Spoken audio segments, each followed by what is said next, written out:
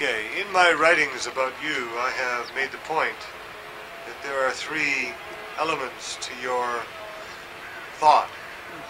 One is the philosophy of Gandhi that you have appropriated, particularly as it pertains to the life of the villages and independent villages. Secondly is ecology and the relationship of Gandhi's thought to ecological thought. And then the third is Indian spirituality. Could you tell us about these three? You know, these three are one thing. What Gandhi did, Gandhi tried to revive the message of Indian culture, the message of India to the modern age. Because, in those days India was slave, and slave people are regarded as inferior.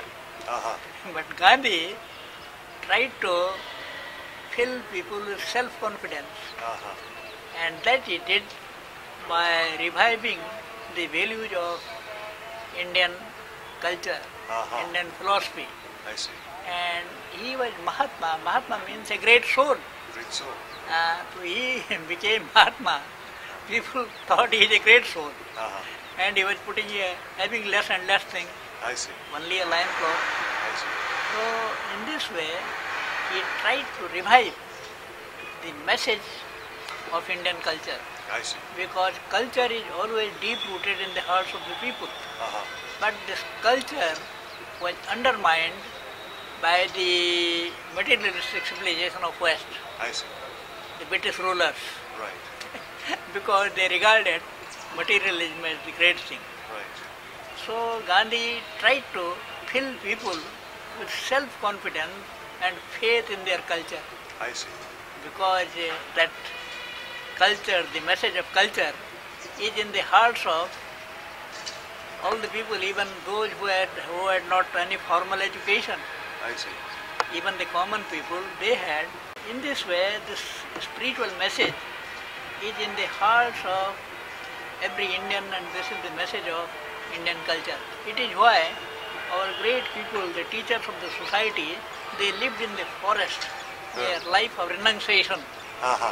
The greatest man has nothing, very few demands on nature or society. So renunciation is the first principle of Indian philosophy and religion. You should have less and less things. And as the many sannyasis, they have only a loincloth and nothing else. Right. So spiritually, they are enlightened. Same was with Gandhi.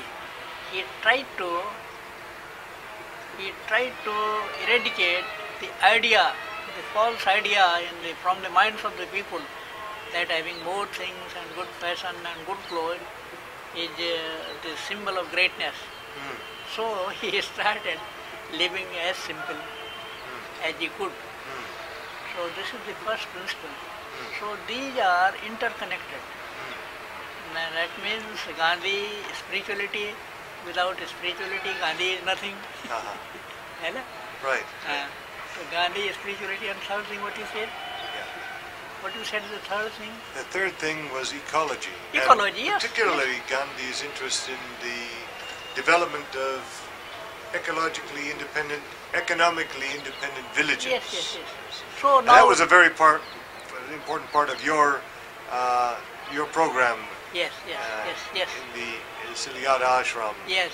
And in the Chipka movement and the anti-liquor movement and Yes. so on. Right? You know, Gandhi, there is a controversy going on between ecology and economy. People say, ecology, what will happen to economy?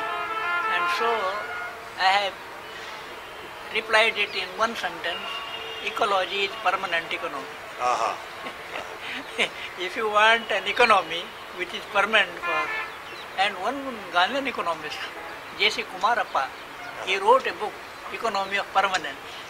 Economy of Permanence. Right. So today what people call economy, that is converting nature into cash, and that is temporary, because natural resources are in short supply, limited, And if you believe in this philosophy of development, that converting more and more nature into cash, those resources will end.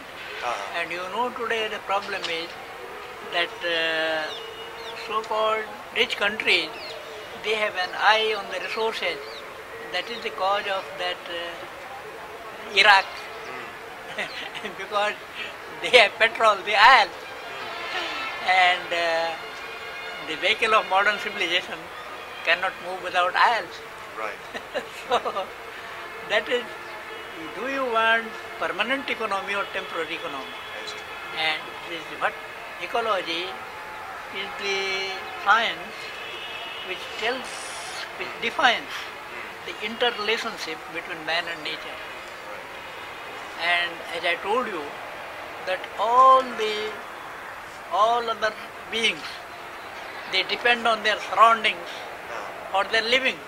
It is only human beings who take things from far, far away and who have devised methods to convert nature into consumer things.